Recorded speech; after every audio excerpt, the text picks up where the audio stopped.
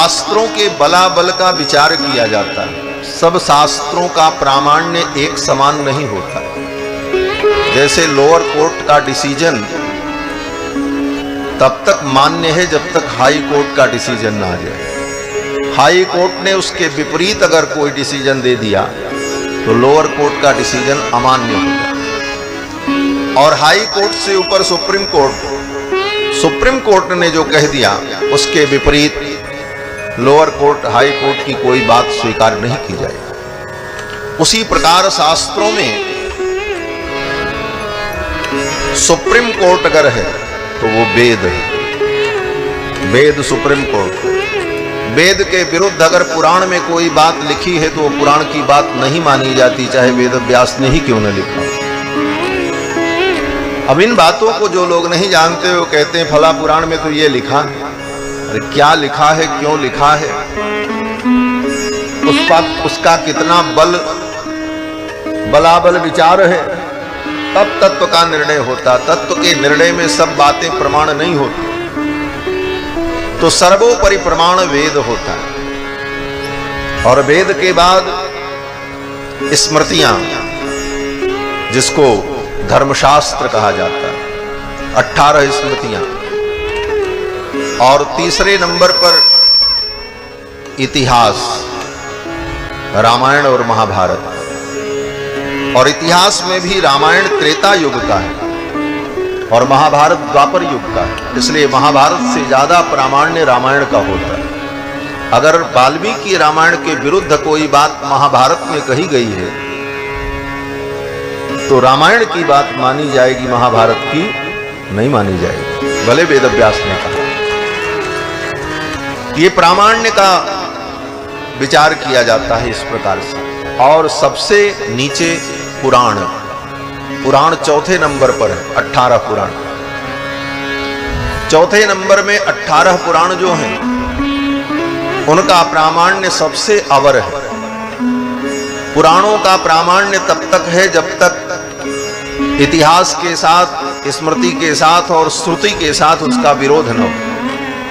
जहां पर श्रुति, स्मृति और इतिहास के साथ पुराण का विरोध होगा, कोई विरुद्ध प्रकरण आएगा, वहां पर पुराण भी प्रमाण की दृष्टि से स्वीकार्य नहीं होता। फिर पुराणों में भी 18 पुराण हैं। 18 पुराण में 6 पुराण सात्विक हैं, 6 पुराण राजस हैं और 6 पुराण तामस हैं, सतोगुणी, रजोगुणी, तमोगुणी। तत्व के निर्णय में पुराण में भी जो सात्विक पुराण हैं उन्हीं सात्विक पुराणों को प्रमाण के रूप में स्वीकार करके तत्व का निर्णय किया जाता है। सात्विक पुराण में श्रीमद् भागवत महापुराण, विष्णु पुराण, पद्म पुराण, इन पुराणों के आधार पर तत्व का निर्णय किया जाता है। परम तत्व क्या है, तत्व ज्ञान कैसे प्राप्त हो। तो पुराण से लेकर वेद पर्यंत सर्वत्र भगवान की ही महिमा का वर्णन किया गया।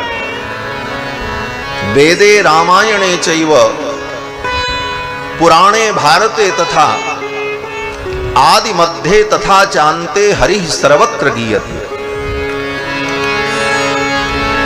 रामायण और वेद पुराण समस्त ग्रंथों में आदि मध्य अंत में एकमात्र भगवान की ही महिमा का वर्णन किया गया। किसी भी देवी देवता की महिमा का जो वर्णन है उसका उद्देश्य भी भगवान की ही महिमा का वर्णन है। और जो नहीं समझ पाते वो लोग मान लेते हैं फला देवता की इतनी महिमा, चलो इन्हीं पूजा करते रहे, उसी में लग जाते। मूल रूप से भगवान की ही महिमा का वर्णन वेद से लेकर पुराण पर्यंत है। और केवल एक वानगी कह करके हम आगे बढ़ें। सबसे बड़ा सर्वोपरि ग्रंथ वेद, और वेद के जितने मंत्र हैं उन मंत्रों का जब भी उच्चारण किया जाता है तो सबसे पहले भगवान का ही नाम लिया जाता है। कोई भी वेद मंत्र पढ़ो, किसी भी देवता का मंत्र हो, चाहे गणेश जी का मंत्र हो, चाहे सूर्य भगवान का मंत्र हो, चाहे देवी का मंत्र हो, कोई भी मंत्र व्यक्ति पढ़ेगा तो पहले भगवान का नाम लेना पड़ता है। कैसे? बोले जैसे गणेश जी का मंत्र पढ़ना हो तो क्या कहेंगे? हरि ओम गणानां त्वा गणपतिगुं हवामहे। तो गणानां त्वा गणपतिगुं हवामहे, गणेश जी का मंत्र पढ़ने के पहले क्या बोलना पड़ेगा? हरि ओम, भगवान हरि का नाम लेना पड़ेगा। देवी का मंत्र भी पढ़ो तो हरि ओम अम्बे अंबिके बालिके नमानयति कश्चन सत्यस्वकः सुभद्रिकां कां पीलवासिनीम। हरि ओम, भगवान हरि का ही स्मरण करना होगा। भगवान हरि का स्मरण किए बिना, भगवान हरि का नाम लिए बिना किसी भी देवता के मंत्र में उस शक्ति का आधान ही नहीं होगा कि उस मंत्र के द्वारा उस देवता को हम बुला सकें अथवा उसका समादर कर सकें और समर्चन कर सकें। ये भगवान हरि की महिमा है। किसी भी देवता की आप पूजा करने चलो, कोई भी अनुष्ठान करो, कोई भी यज्ञ करो, कोई भी विधान करो, यहां तक कि श्राद्ध तर्पण पिंडदान आदि कर्म भी करो, कोई भी कर्म करने चलो तो पहले क्या करना पड़ेगा? वे पहले पंडित जी कहेंगे कि आचमन करो, जल पी करके शुद्ध हो जाओ। तो आचमन करते समय क्या कहना पड़ेगा? ओम केशवाय नमः, नारायणाय नमः, माधवाय नमः। भगवान केशव, नारायण, माधव, भगवान हरि का नाम लेकर के ही हम पवित्र होंगे। वहां सूर्याय नमः, कुबेराय नमः, इंद्राय नमः, वरुणाय नमः, किसी देवी देवता का नाम नहीं होगा, भगवान का ही। केशवाय नमः, माधवाय नमः, नारायण, गोविंदाय। इसके बाद बोले हम स्नान करके पवित्र होकर के आए।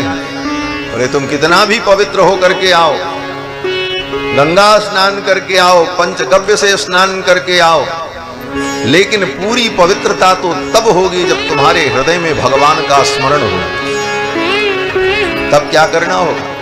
तब आचार्य ब्राह्मण कहेंगे अब अपने ऊपर जल छींट करके भगवान हरि का स्मरण करो। कैसे? बोले अपवित्र पवित्रो वा सर्वावस्थांगतोपि वा यः स्मरेत् पुंडरीकाक्षं सवाह्याभ्यंतर शुचिः।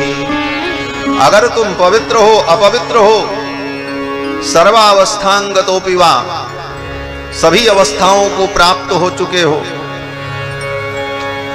तो भगवान का स्मरण करो। यह स्मरेत पुंडरीकाक्षम, अगर भगवान पुंडरीकाक्ष का स्मरण करते हो तो सबाह्याभ्यंतर शुचिः, जो पुंडरीकाक्ष का स्मरण कर लेता है वो भीतर बाहर से पवित्र हो जाता है। तो भीतर बाहर से पवित्र होने के लिए भी भगवान का ही स्मरण करना पड़ेगा। भले आप पूजा किसी देवी देवता की करने बैठो, स्मरण तो भगवान का। उसके बाद आचार्य कहेंगे अब संकल्प करो, हम यज्ञ करेंगे, पूजा करेंगे, जो भी करना उसका संकल्प करो। तो संकल्प में भी सबसे पहले भगवान का ही नाम लेना पड़ेगा। क्या कहना पड़ेगा? बोले विष्णुर्विष्णुर्विष्णु श्रीमद्भगवतो महापुरुषस्य विष्णोराज्ञया प्रवर्तमानस्य। यही कहना पड़ेगा कि भगवान परब्रह्म परमात्मा सच्चिदानंद भगवान हरि जो विष्णु हैं, उनकी आज्ञा से प्रवर्तमान ये संसार है। इस संसार को चलाने के लिए, बनाने के लिए आदेश कौन जारी करता है? इंद्र करते हैं कि वरुण करते हैं कि ब्रह्मा करते हैं? कहते हैं कोई नहीं करता, भगवान के आदेश से संपूर्ण सृष्टि संचालित होती है। विष्णोर आज्ञा प्रवर्तमानस्य, भगवान विष्णु की आज्ञा से प्रवर्तमान ये संसार है। तो भगवान का स्मरण करके और तब हम यज्ञादि कर्मों को प्रारंभ करते हैं और बड़े से बड़े यज्ञ कर लें, अनुष्ठान कर लें, पूजन कर लें, कोई न कोई कमी रह जाती है। तब अंत में आचार्य कहते हैं अब एक काम करो, सब तुमने किया लेकिन कोई कमी रह गई हो। अब वो कमी कैसे दूर होगी? तो कहते हैं भगवान का नाम ले लो, भगवान के स्मरण से ही कमी दूरी हो। तब अंत में क्या कहेंगे? ले यश स्मृत्या च नामोक्त्या तपो यज्ञ क्रियादिषु न्यूनम संपूर्णताम याति सद्यो वंदे तमच्युतम। भगवान अच्युत का नाम लेकर, भगवान हरि का नाम लेकर के ही स्मरण करके यज्ञ की न्यूनता को हम पूर्णता में परिणत करते। यस्य स्मरण मात्रेण न्यूनता पूर्णता में बदल जाती है। तो सारे कर्मों में, सारे विधानों में भगवान की ही महिमा का वर्णन। वेदों में भी भगवान के स्वरूप का उपनिषद में वर्णन किया। परमात्मा कौन, ब्रह्म कौन?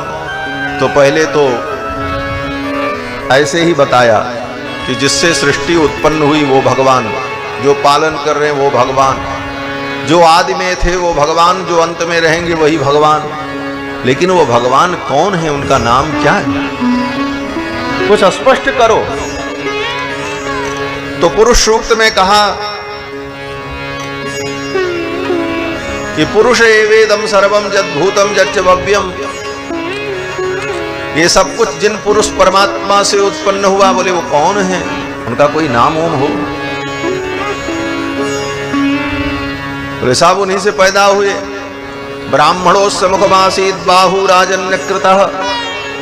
ब्राह्मण उनके मुख से उत्पन्न हुआ, क्षत्रिय भुजाओं से उत्पन्न हुए इत्यादि। बोले नाम बताओ भाई, वो है कौन? तब वेदों ने आकर के स्पष्ट कर दिया आगे कि वो कोई और नहीं है, लक्ष्मी के पति भगवान श्री हरि है। किस मंत्र से? बोले श्रीश्च ते लक्ष्मीश्च पत्न्यावहोरात्रे पार्श्वे नक्षत्राणि रूपमस्मिनौ। श्रीश्च ते लक्ष्मीश्च पत्न्यौ। श्री और लक्ष्मी, श्री देवी और भूदेवी जिनकी पत्नी है वे भगवान हैं, वे परमात्मा, वे परब्रह्म हैं, सच्चिदानंद हैं और वही परम तत्व। और फिर स्मृतियों में भी सबसे प्रधान स्मृति मनुस्मृति।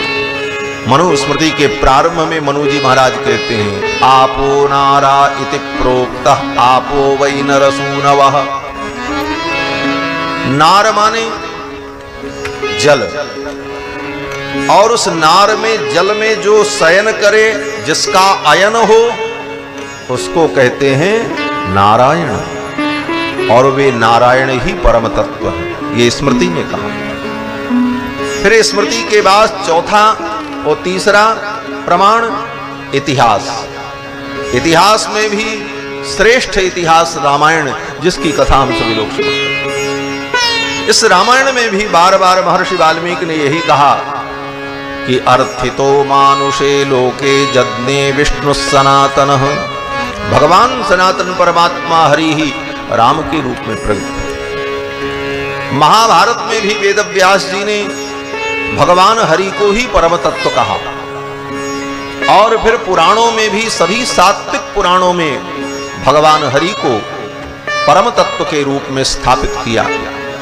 इन समस्त प्रमाणों के आधार पर वेद से लेकर पुराण पर्यंत समालोचना करने पर, समीक्षा करने पर, आलोडन करने पर यही निष्कर्ष प्राप्त होता है कि एकमात्र परमात्मा श्री हरि भगवान श्रीमन नारायण, भगवान नारायण ही परब्रह्म परम तत्व है। और वही विविध रूप में अवतार लेकर रामकृष्णादि रूप में आकर विविध लीलाओं के द्वारा जीवों का मंगल करते हैं, लोक मंगल करते हैं।